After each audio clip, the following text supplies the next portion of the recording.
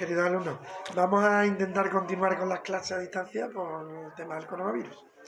Estábamos explicando en filosofía el tema 7, la evolución. Habíamos explicado ya el primer punto, que era el hecho de la evolución, donde habíamos explicado las pruebas de la evolución, ¿no? Y habíamos comentado que había una familia de pruebas, que eran las genéticas, con las que Darwin no contaba, ¿vale? Y que además eran las que establecían definitivamente la teoría de la evolución. El punto 01.2 se llama teorías de la evolución, y en él vamos a explicar las tres fundamentales teorías de la evolución con las que contamos. La primera se llama el lamarquismo y es anterior a Darwin, y es una teoría de la evolución porque sostiene que las especies evolucionan, pero que contiene muchos errores, ¿vale? La segunda es el darwinismo.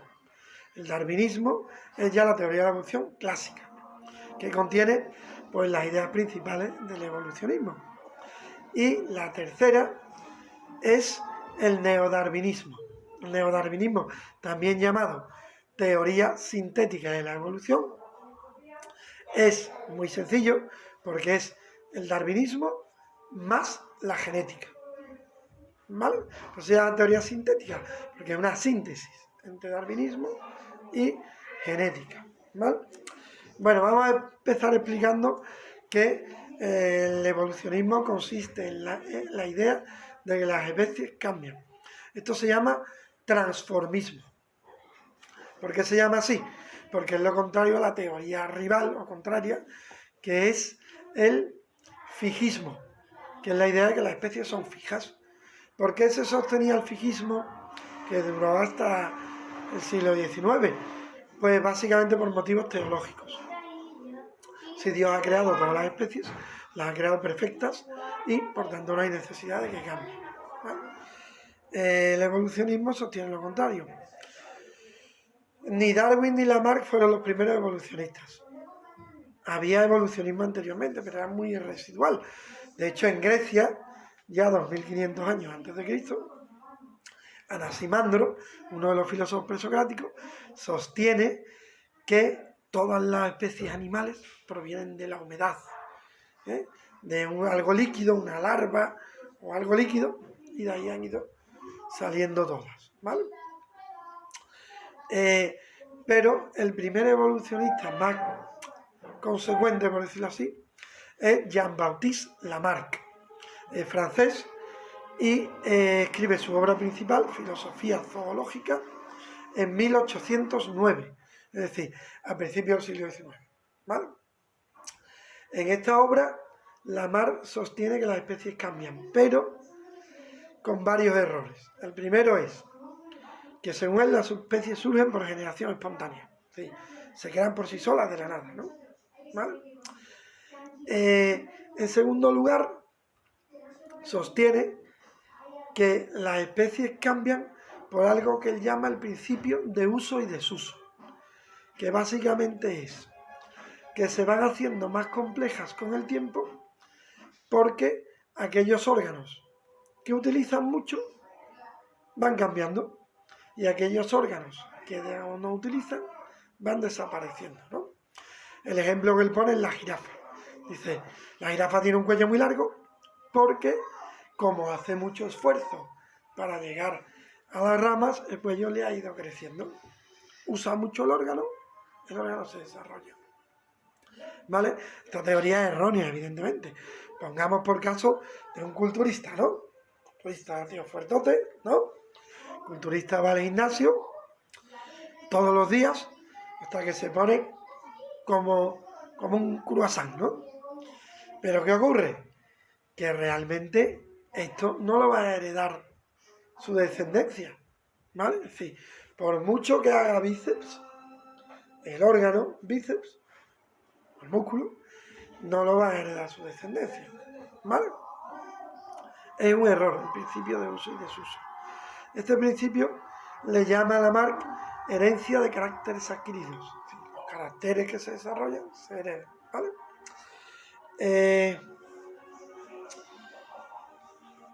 El darwinismo. Bien, el darwinismo comienza, por decirlo así, en 1830. ¿Por qué? Pues porque en 1830 Darwin hace un viaje en un barco que se llama el Beagle alrededor del mundo, como naturalista, recogiendo muestras y demás, ¿no? En ese viaje, pues, Darwin se da cuenta, pues, de varios factores, de varios hechos, que le llevan a pensar que las especies cambian, ¿no? Sin embargo, Darwin, aunque escribe mucho, a su regreso a Inglaterra, no publica nada. Y entonces, pues esos escritos quedan ahí un poquito en el aire. Hasta que en 1858, otro naturalista, Charles Lyell, que está investigando por sudeste asiático, ¿vale? Pues llega a la misma conclusión, que las especies cambian, y se da cuenta también que cambian debido a la lucha por la vida, ¿no? Escribe esto, se lo manda a Darwin, y entonces Darwin, cuando lo ve ahí escrito, dice, ahí va, este hombre ha descubierto lo mismo que yo, pero independientemente. Y entonces decide publicar su obra. Primero hace una pequeña presentación, él y Lyell, de la teoría de la evolución, muy simplificada, y en 1859 publica, por fin, El origen de las especies, este libro, que también ha sido llamado el libro que cambió la historia, ¿vale? En el cual, pues ya explica con todo detalle y con muchas pruebas la teoría de la evolución. Posteriormente, en 1871, publica otro libro que se llama Los antecedentes del hombre, en el que aplica la teoría de la evolución al hombre. Y evidentemente se convierte en un tremendo escándalo, porque básicamente sostiene que el hombre tal como lo conocemos está emparentado con los primates y que hay un antepasado en común entre los hombres y los primates. Repito, que esto es muy típico de equivocarse. El hombre no viene del mono. No.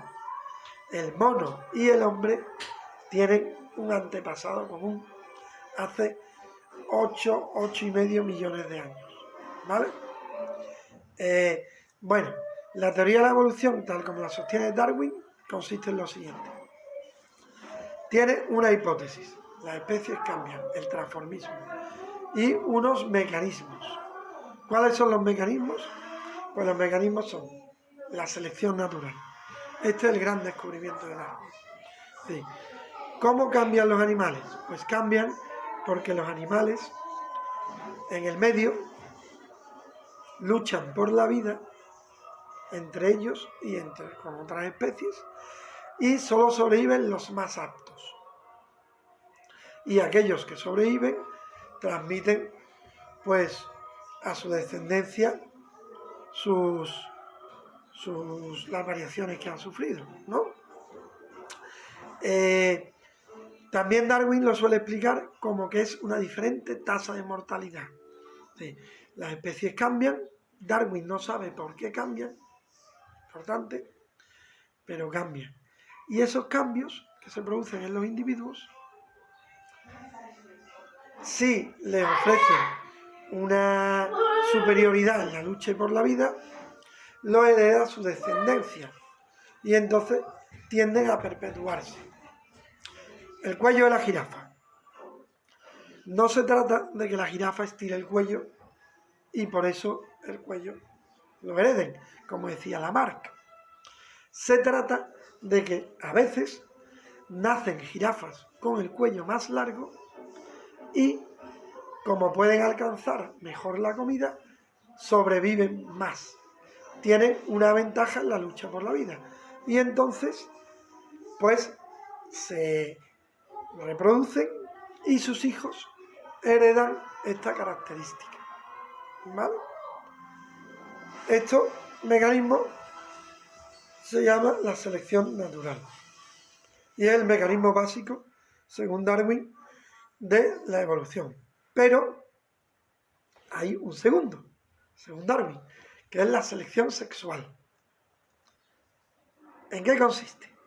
Bien, pues la selección sexual consiste en que, según Darwin, aquellos miembros de una especie, individuos, que sean más atractivos para las hembras, tienen más posibilidades de reproducirse y por tanto sus características pasarían a la siguiente generación. Según Darwin, esto explica el colorido de algunos pájaros, los bailes rituales que hacen algunos pájaros antes de aparearse. Si el que tenga un colorido más bonito tiene más posibilidades de ser aceptado por una hembra y por tanto esos colores pasan a su descendencia y esos pájaros acaban teniendo todos esos colores en su plumaje. ¿Vale? Según Darwin, la selección sexual es muy importante en el hombre. ¿Por qué? Pues porque según Darwin, las hembras humanas seleccionan a los hombres, se produce una fuerte selección sexual en base no solo a cosas físicas, sino también culturales. Y aún hay, según Darwin, un tercer mecanismo. Ese tercer mecanismo es la herencia de caracteres adquiridos. Es decir, prácticamente el principio de uso y desuso que había dicho Lamarck y que era un error. ¿Por qué Darwin lo introduce? Darwin ya sospechaba que era un error, pero lo introduce por la siguiente razón. Porque tiene que dar pruebas que sustenten la evolución. Pruebas empíricas, comprobables, experimentables. Y es muy difícil dar pruebas experimentales de la evolución. Incluso para nosotros hoy en día, quitando las pruebas genéticas, no son fáciles, porque la evolución es un mecanismo muy lento, ¿vale? Entonces, Darwin veía que solo con el mecanismo de la selección natural y el de la selección sexual era difícil demostrar la evolución. ¿Por qué? Porque se necesitaba una enorme cantidad de tiempo para que esos mecanismos actuasen y diesen lugar a toda la variación de especies que existen actualmente, ¿no? Entonces, pues Darwin coge ese mecanismo de Lamarck, de la herencia de caracteres adquiridos, ¿vale?, que es más rápido y lo utiliza para ganar tiempo, ¿vale? ¿Cuál era el problema? Pues que en esa época se pensaba que la Tierra no era tan antigua como hoy sabemos. Y entonces Darwin pensaba que no contaba con tanto tiempo. Hoy en día sabemos que la Tierra es muy, muy antigua. Y entonces sabemos que contamos con muchísimo tiempo. Bueno, la tercera teoría evolucionista es la teoría actual, el neodarwinismo, o teoría sintética de la evolución. Pero esta teoría la explicaré en el siguiente vídeo, porque si no se va a hacer muy largo y tedioso, ¿vale? Ahora, para terminar, y simplemente por dar un poco de más dinamismo a este vídeo, os voy a presentar a mi hijo, que está aquí detrás, una muestra de la evolución humana, y a mi perro, que también es un ser vivo. ¡Bombón! Ven aquí, Bombón. ¿Que quieren verte mis alumnos, por favor? Bombón. Aquí el perro. Otra muestra de la evolución. En este caso, un cánido. Entre el hombre y el perro hay similitudes porque ambos somos mamíferos, pero hay una importante diferencia morfológica. Nos parecemos mucho más a un chimpancé que a un perro. Bueno, alumnos, en el siguiente vídeo explico la teoría sintética. Hola. Adiós.